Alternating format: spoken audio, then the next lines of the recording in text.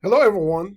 In this video, we will express the exact area on the curve as a limit of finite sums, and we will evaluate that limit of finite sums.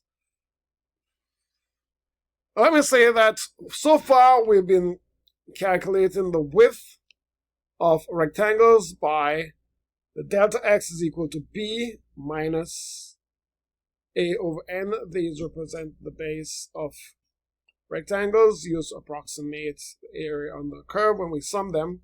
We've been writing down subintervals, trying to write down a formula for the evaluation of ck at the kth subinterval. We're going to do a lot of this here. Plug in the ck and find the height. Plug in the ck into the area formula, find the area formula, then sum these. So we have been doing these so far. Now here we are going to say that Sn is the area. We're going to call this S sub n. That's the area on the graph. Now, after that, we're going to try to simplify as much as possible these formulas and so on and so forth, because we're going to be using, because it's so much, we're going to be using the variable n, number like 1, 2, 3, or 4. And then because of this, now we can make n as large as possible. So we take limits. So the area on the graph will be the limit as n approaches infinity of S sub n.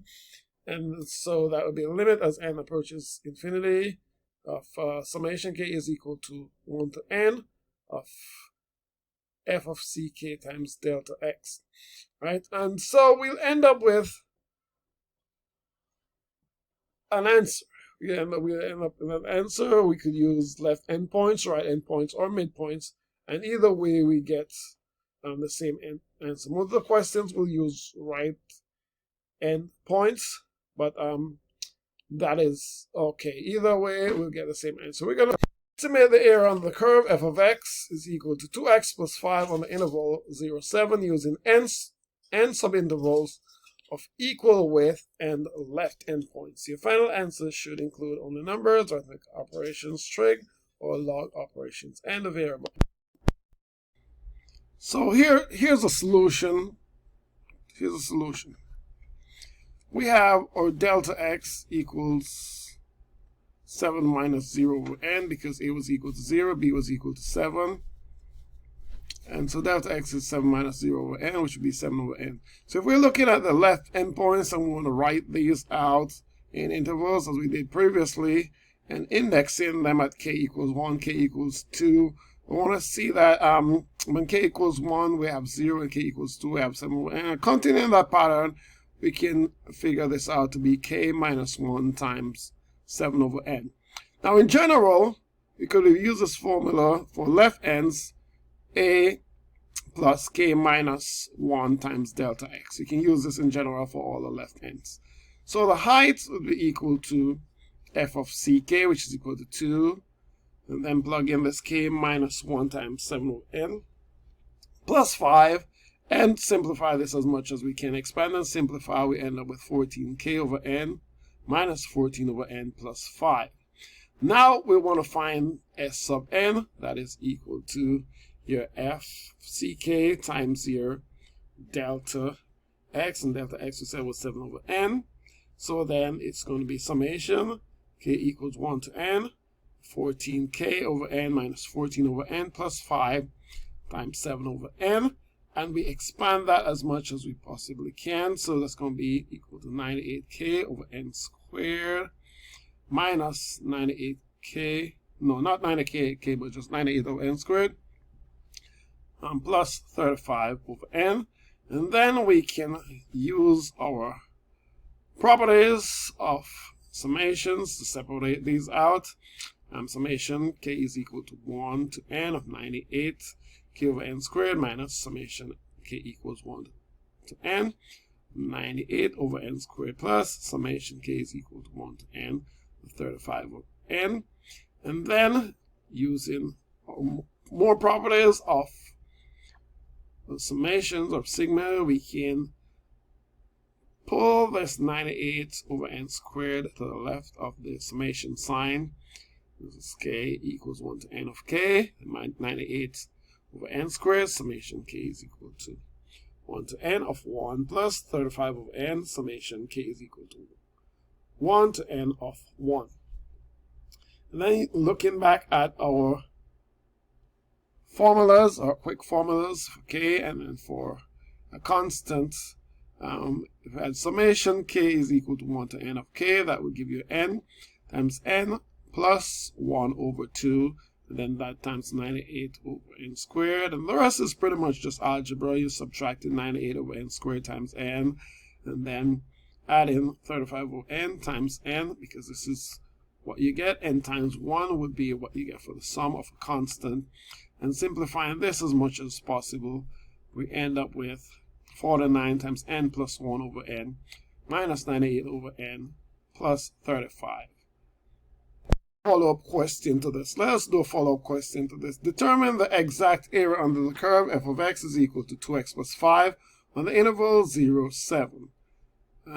Part A, use your earlier work to express the exact area under the curve f of x is equal to 2x plus 5 on the interval 0, 7 as a limit of finite sums. Your answer should include a limit and can include numbers, arithmetic operations, trigonometric and or log functions, and the variable n.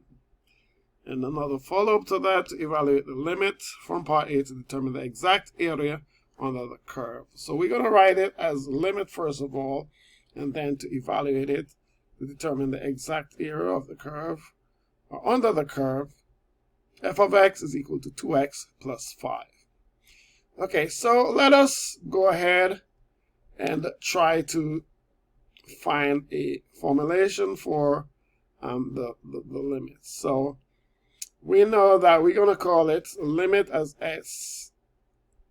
n approaches infinity of s sub n. So we're going to make these, the number of intervals, as large as we possibly can, the infinite amount possible. So let us see what will happen. So we take the limit as n approaches infinity of the function that we just worked out earlier on. So that's the limit as x approaches infinity of 49 times n plus 1 over n minus 98 over n plus 35. And then want to rewrite this 49 times n plus 1 over n just a little bit, not necessarily too much of a big deal. Or we could just have distributed this 49 n plus 49 and then break it apart after a while and then do the regular algebra. Okay, so very simple. 49 times n plus 1 over n minus 98 over n plus 35, and we're taking the limit as n approaches infinity of that. And so that would be equal to the limit as n approaches infinity of 49n. It should be 49n over n, obviously. So I'm missing an n right here, so that's 49n over n, right? Plus 49 over n minus 98 over n plus 35. And note here that 49n over n, these two n's cancel in the numerator and denominator. Well, as n approaches infinity, the 49 over n, that will approach 0. The 98 over n, that approaches 0. So we're just left with 49 plus 35. And so we add those, that equal to 84. And that will be your area, your exact area. Okay? So that pretty much sums up for part A and part B. Part A was just writing the limit idea right up here. So part A was just writing the limit idea. So part A come down to here. And then part B was a calculation. Part B was a calculation of the year. Thank you so very much for watching, and see you next lesson. Please like and subscribe. See you next lesson.